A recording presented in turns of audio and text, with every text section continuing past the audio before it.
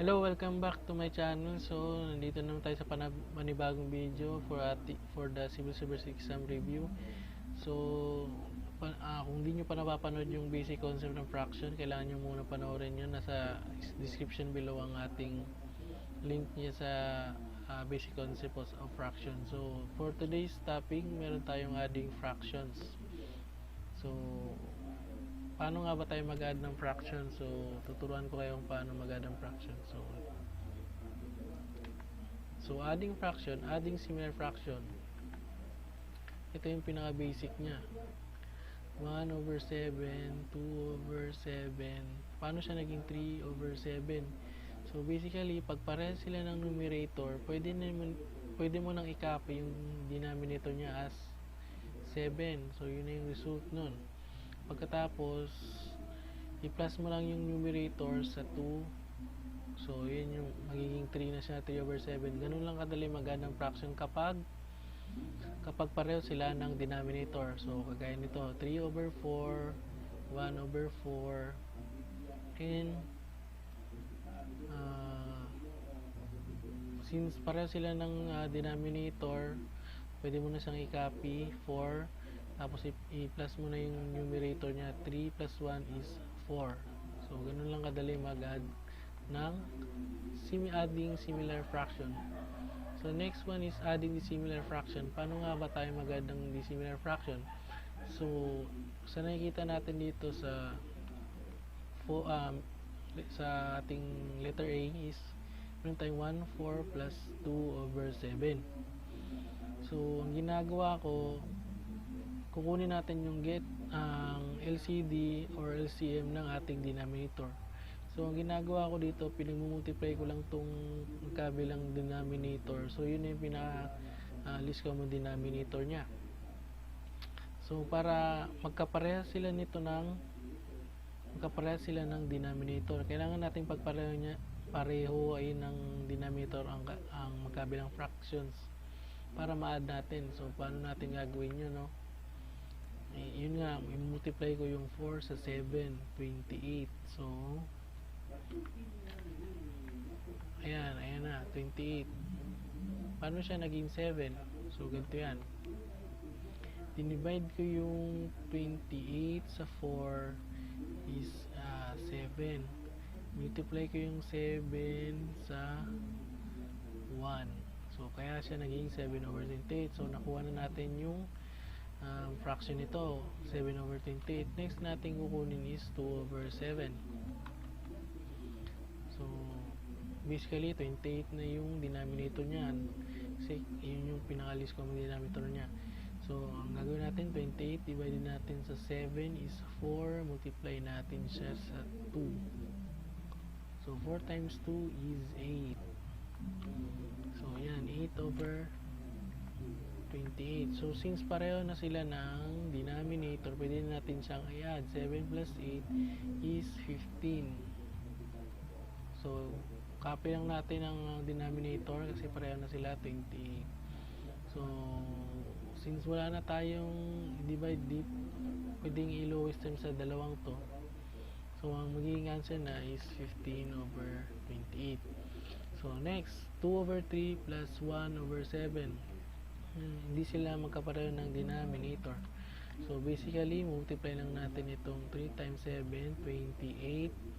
3 times 7 is 21. Sorry guys. 21. Now, 21 divided by 3 is 7 times 7 times natin sa 2 is 14. 14 over 21. Plus natin. So, again, nakuha na natin yung fraction nito, na-convert na natin siya. Ito naman yung sunod natin. So, 21 divided by 7 is 3. Multiply natin siya sa 1 is 3. So, ang mangyayari is 3 over 21. So, since pareho na sila ng denominator, pwede natin siyang i-plus. So, copy mo lang yung denominator niya, 21, tapos ipag-plus na natin to over 17 over 21. So, since hindi na natin siya malo-lowest term kasi wala na tayong pwedeng i-divide dito sa 17. So yan yung magiging answer. So ganyan lang pag-add ng dissimilar fractions. So next is adding whole numbers and fraction. Paano ba mag-add ng whole number na may kasamang fraction? So ganito yan.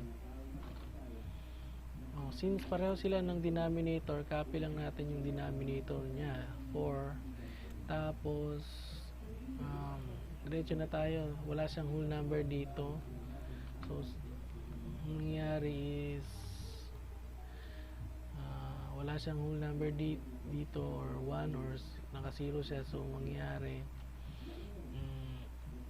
copy lang natin tong 2, tapos ipag-plus na natin tong 1 plus 2 is 3. So 3, 2 and 3/4 ang magiging answer. Next one is 1 and 1/4 plus 3 and 1/3. So basic, ito hindi sila magkapareho ng denominator. So ano ba, kailangan mo natin kunin yung least common denominator ng dalawang denominator. So paano mangyari yun? Ang diskarte ko dyan is multiply ko yung 4 sa 3. So mangyari 4, 3 is 12. So yan na yung pinaka greatest common denominator ng dalawa. So para makuha natin yung ano nito, yung fraction nito, so di-divide natin yung 12 sa 4. So 12 divided by 4 is 3. Multiply natin siya sa numerator niya na 1. So magiging 3. So copy lang muna natin yung whole number niya na 1, 3 over 12. So nakuha natin yung greatest common denominator nito, and nakuha na natin. So ang pangalawa natin, ito, convert natin yan. So mangyari is since denominator niya is 12, yun, divide nga natin siya sa 3. 12 divided by 3 is 4. Multiply natin yung 4 sa numerator, 4. So copy lang natin tong whole number niya na 3. So mangyayari is 3, 4 over 12. So ayan na, since pareho na sila ng denominator, pwede na natin siyang i-add. So mangyayari, add mo natin tong whole number 4, tapos basically 12 na siya, tapos add natin tong 3 plus 4 is 7. So ang answer is 4, 7 over 12. So di na natin siya ma-lowest term kasi wala na tayong i-divide dito sa 7. So ganun lang, balikan nyo lang yung video kung di nyo naiintindihan sa inyo, pwede nyo i-add and post. So next is adding mixed number with dissimilar fraction. So sa case 3 ganun din yun. So sa case 3 ganun din yun, and parang ganun lang din yun dito, kagaya lang din. So ayan na natin, 7 times 3 is 21. So kunin na natin yung greatest common denominator. So paano yun, diba? Multiply ko lang yung 7 sa 3. So 7 times 3 is 21. Copy lang natin tong whole number nya na 3. Tapos para makuha natin yung numerator nito is i-divide natin yun sa 21 sa 7. So 3. Multiply natin siya sa 1 is 3. So yan na, nakuha na natin yung greatest common denominator nito.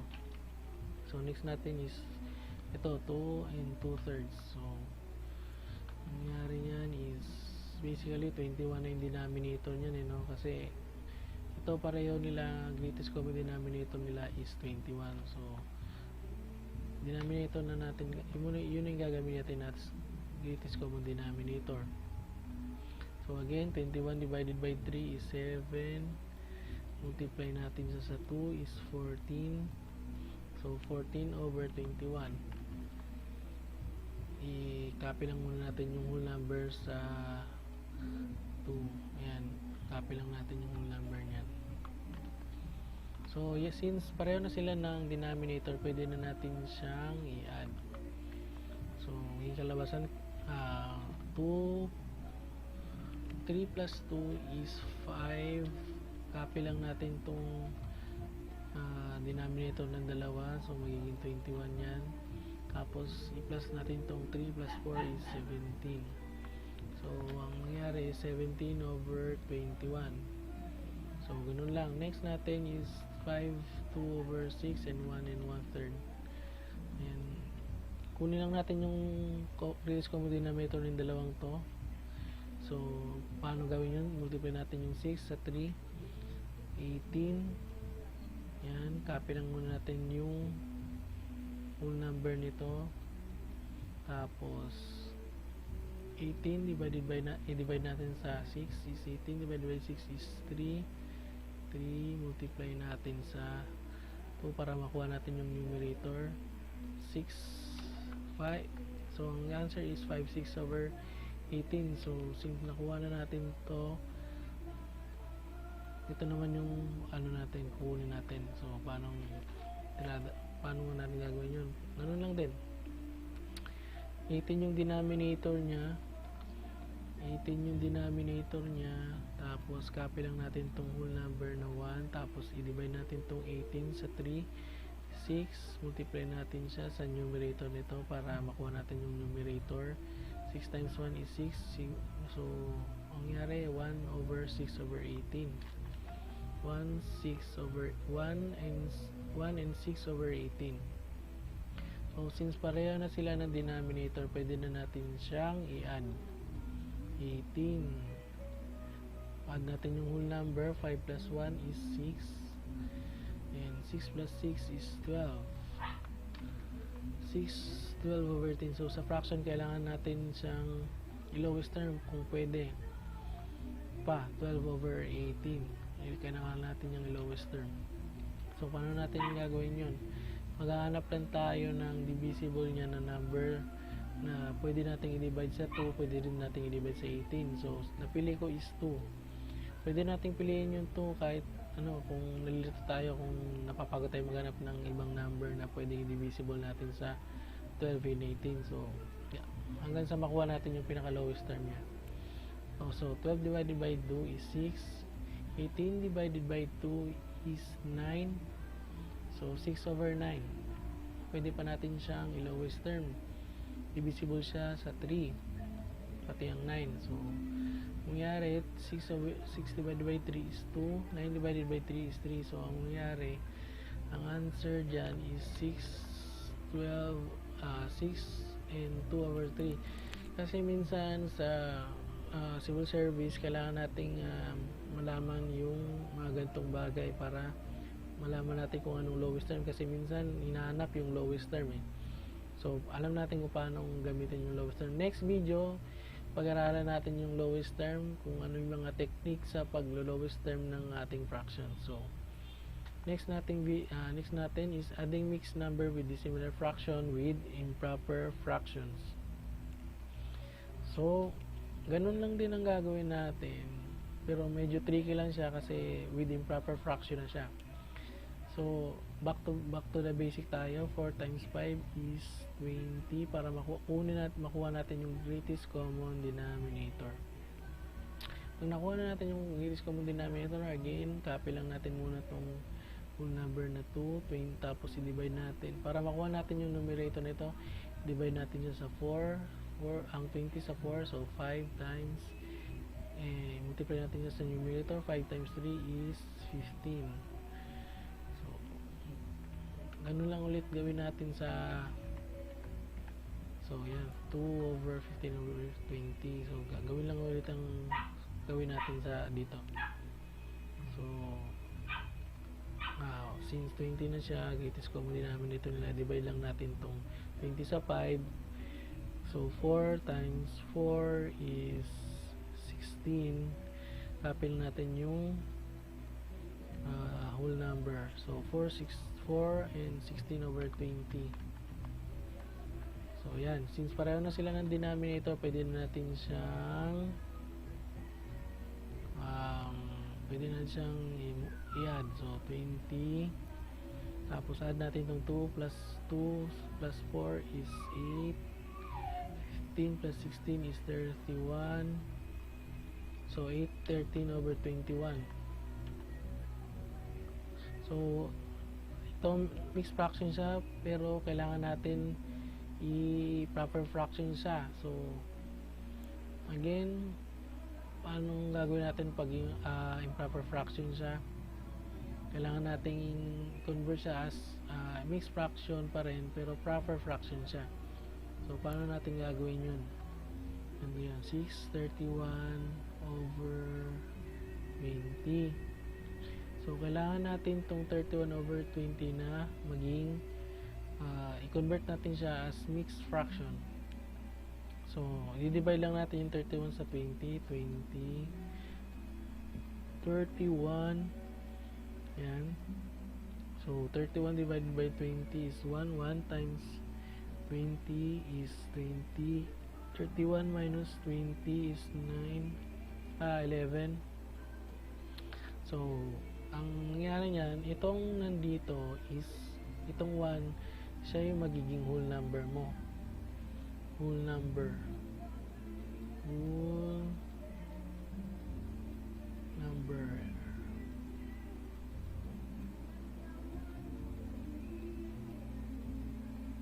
Ayan. Tapos ito naman, siya yung magiging numerator mo.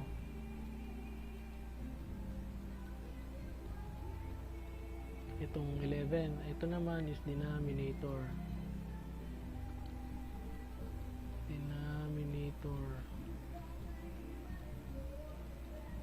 So yun, basta yun yung tatanda natin. Itong 1 nasa taas is whole number, ang nasa baba yung numerator, yan yung denominator 20. So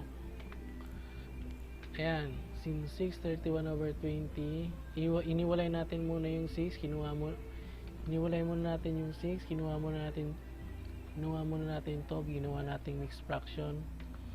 So ang maging kalabasan 6 plus natin yung plus natin sa answer nitong mixed fraction na to. So 1 over 11 over 20. So ganoon lang kadali. Pwede na natin siyang i-add. So may result is 6 plus 1 is 7 yung number, tapos copy lang natin 11 over 20. So yun yung answer. So kung mga nalilito kayo sa mga fractions na to, adding fractions, balikan nyo lang yung video, panoorin nyo, tapos practice nyo. Mag-iwan ako ng practice test sa inyo. Ito, i-screenshot nyo na yan, tapos yung mga answer nyo pwede nyo i-comment sa baba ng video na to. So ganun lang, medyo mahaba na tong video na to. So kailangan nating i-end. So salamat sa mga nag-watch ng video na to. Sana may natutunan kayo. At sa hindi pa nakapag-subscribe ng YouTube channel ko, i-subscribe nyo na para ma-updated kayo sa aking mga video na ipalalabas sa susunod about sa civil service exam review. And i-hit nyo rin ang notification bell para lagi kayong ma-notify sa lahat ng i-add kong video at hindi kayo mawala at lagi kayong updated. So pasensya na, nabubulol. So next video natin is magko-convert tayo ng fraction to decimal to fraction. So ganun lang kadali, madali lang yon. Isipin natin madali, huwag nating isipin na mahirap, lagi lang positive. So dito ko na itatapos yung video na to. Kita-kita ulit tayo sa next video, and thank you, bye.